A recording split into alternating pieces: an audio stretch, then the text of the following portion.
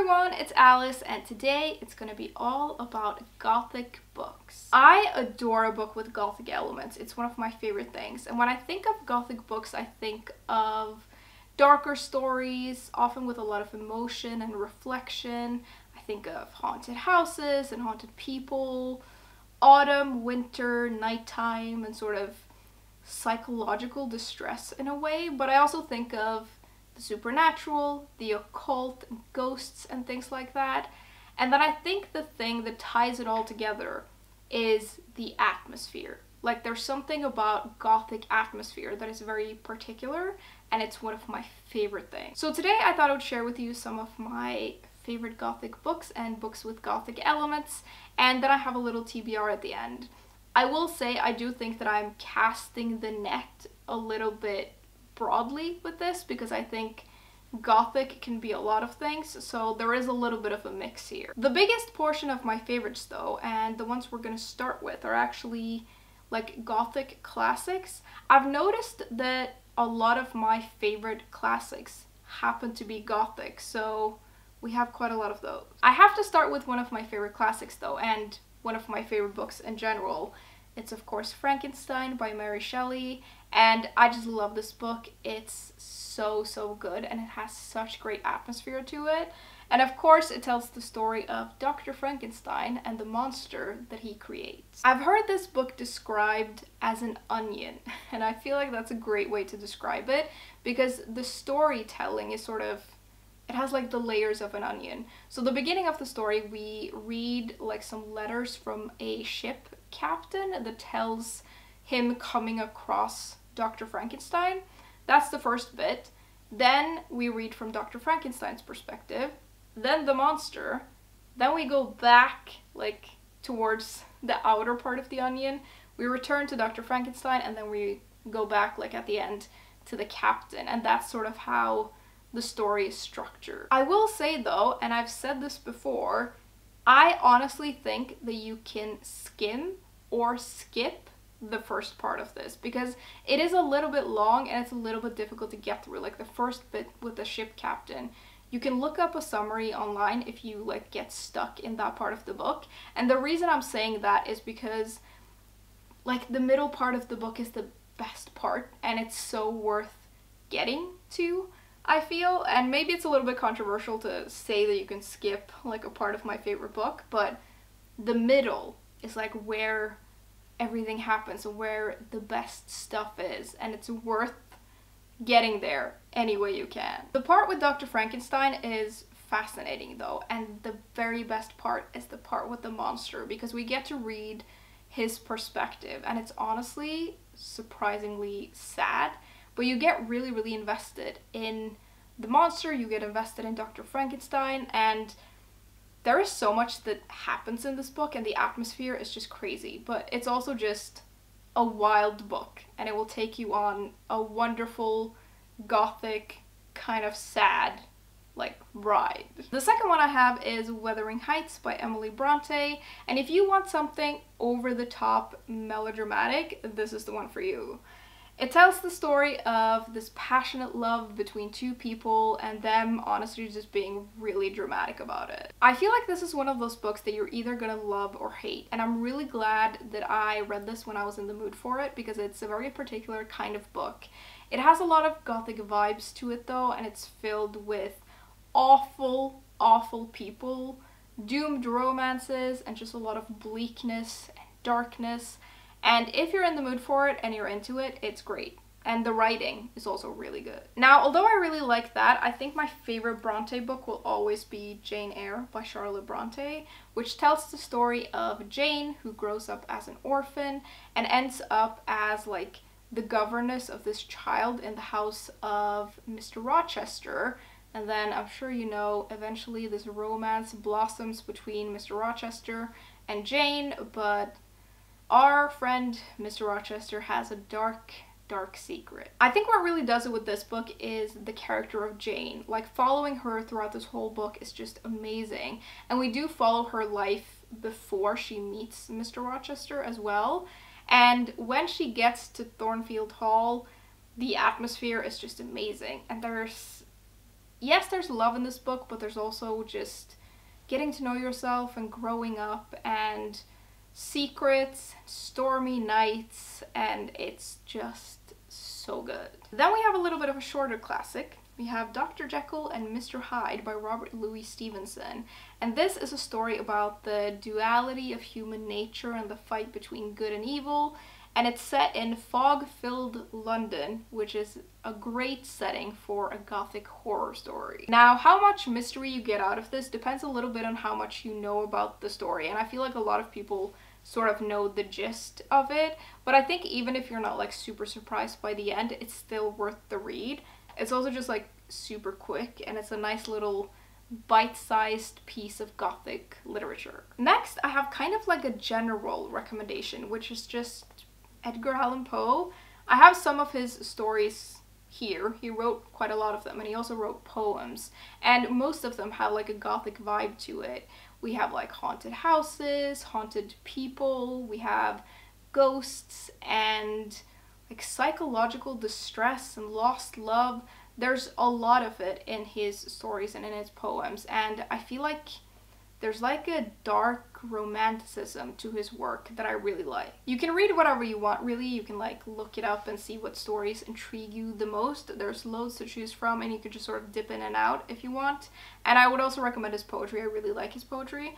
But if you want like a particular recommendation, I would recommend this. I have a little edition of this. This is The Telltale Heart, which is a story of the madness of guilt, if you will. Then we have Always Lived in the Castle by Shirley Jackson, which is kind of like a Gothic mystery. And it's set in this house where a family lives, and this family has been, like, there's been this huge tragedy where a lot of the family was poisoned and a lot of them died. And since then, they've sort of lived isolated in this house because the townspeople think that one of the family poisoned the other members of the family. This is the kind of creepy where you don't entirely know what's wrong. It just has like an off feeling to it, if that makes sense, which I think is great. And this has a lot of atmosphere. I love the house this is set in, which just has this like sinister Gothic vibe to it. I also, of course, have to mention Jamaica Inn by Daphne du Maurier, which has amazing atmosphere. It's set on the Cornish coast, and our main character goes to stay with her aunt for a little while after her mother has passed, and ends up finding herself in quite the dark situation. The writing in here is great, even though I found it a little bit dense in parts, and the setting is just fantastic. And this has a really good mystery to it that I was really intrigued by, and the book has this like dark, unrelenting gloom to it that I think is just amazing. Next, we have one of the most intense books that I have ever read. It's Perfume by Patrick Süskind, and this follows this boy who is born with an extraordinary sense of smell, and we sort of follow him as he smells his way through life, and this leads him on quite the dark path. I've said it before and I'll say it again, this is one of the most disgusting books that I have ever read, but I mean that in the best way. Like, the way that the world is brought to life through smells in here is just amazing, and it creates a really interesting atmosphere, and it's such a good book. It is quite disturbing, and our main character, like the way he views the world through what happens to him and where he goes, and it's just very interesting. It is a little bit dark, and his descent into darkness is something else. Last of the classics, before we move on to slightly more contemporary books, we have what is probably my favorite mystery novel. It's And Then There Were None by Agatha Christie, which follows 10 strangers who are all summoned to this island, and they have nothing in common except that they're all carrying a dark secret, which someone has decided to punish them for by killing them one by one. The Gothic part of this is definitely the setting. Like, the setting of the island is super atmospheric, and one of the things I love about this book is that it gets progressively darker and darker. Like, the setting gets darker as the story gets darker, and it just gets worse and worse until we reach the end. It's such a clever story though, and this is one of those books that I would easily recommend to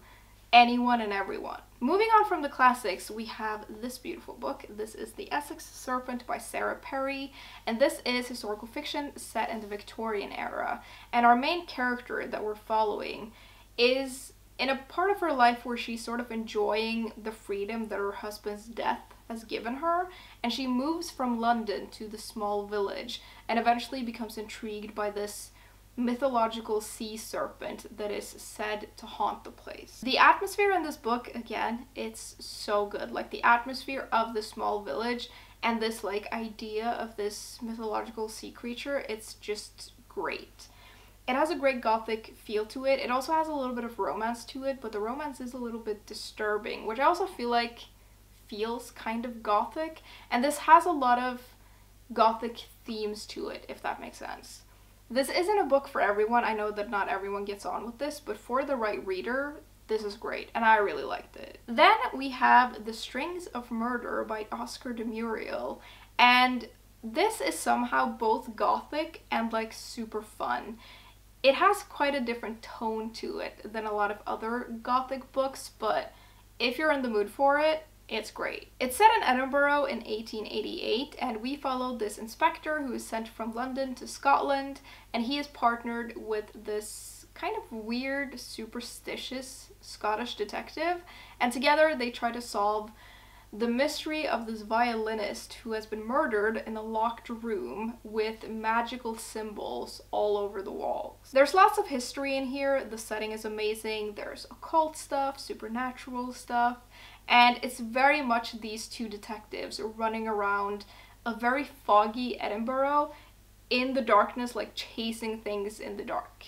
It's slightly ridiculous, but my god is it fun. Next, we have got The Southern Book Club's Guide to Slaying Vampires by Grady Hendrix, and this is set in a suburban community in the 90s where the members of this book club end up having to protect their community from this blood-sucking creature. This has an amazing suburban feel to it, which maybe doesn't appear gothic, but because of what happens in this book, it does feel quite gothic. It is the kind of book where it is a little bit about the everyday life of the characters and how they're kind of stuck in their lives, but there's also a lot about trying to figure out like what's happening with this creature, and there's a lot of like dark, disturbing scenes in here, and it has like a gothic feel to it, but I would call it like modern gothic. The next one is such a great one, and I kind of wish everyone would read it because it's such a different kind of book. It's The Seven Deaths of Evelyn Hardcastle by Stuart Turton, and this is set at this amazing mansion, and we meet a character who is stuck in a time loop, and he is forced to relive the same day over and over, and he is tasked to find out who kills Evelyn Hardcastle at the end of this day that he keeps reliving. He also keeps waking up in different people's bodies, and he has to find the killer to get out of the loop. The setting of this is fantastic. Think like huge mansion surrounded by grounds and foggy forests. Like that's the vibe of it. There is also a really intriguing mystery in here, and there is the mystery of who killed Evelyn Hardcastle, and that's a big part of the book. But there's also the mystery of what is going on with the time loop and why they're all there and who put them there. And all of it is just fascinating. I do think that this is the kind of book that can be a little bit confusing once you get into it, but when you do, you're on this roller coaster, and it's so much fun, and it's so intriguing, and it is wild. Second to last, we have some more historical fiction, and I realized when I got ready for this video that I lent this book to a friend a couple of years ago, and I never got it back, so I don't actually have a copy of it anymore, but it's Burial Rites by Hannah Kent. This is such a good book. It's inspired by true events, and it's set in Iceland in 1829, I believe, somewhere around there. And we follow this woman who has been charged and convicted for murder, and she's sent to this super isolated place to await her execution. You almost can't find a more atmospheric book than this one, and it has a really interesting atmosphere because it has a stillness to it that I think is quite rare, and it has like a desolate feeling to it that I think is amazing. It's definitely a character-driven book, I would say. Not a lot happens in it, but it's really interesting to get to know this character and see how she ended up where she ended up. The last one is maybe a little bit of a stretch, but just let me explain. It's The Secret History by Donna Tartt, and the thing with this is that it's not like a purely Gothic book, but I think it has enough Gothic elements to it that I feel comfortable recommending it in this video, although maybe I'm just making an excuse to recommend it. That could also be a thing. But I think that this has like some Gothic horror elements to it in some ways, and there's a lot of like madness is definitely a theme in here, and psychological torture or distress in a way. And there's something about the way the characters are written that I think makes this feel a little bit Gothic. And then everything is amplified by the setting, I would say. And there are some scenes in here that definitely have a Gothic feel to it when it comes to the atmosphere.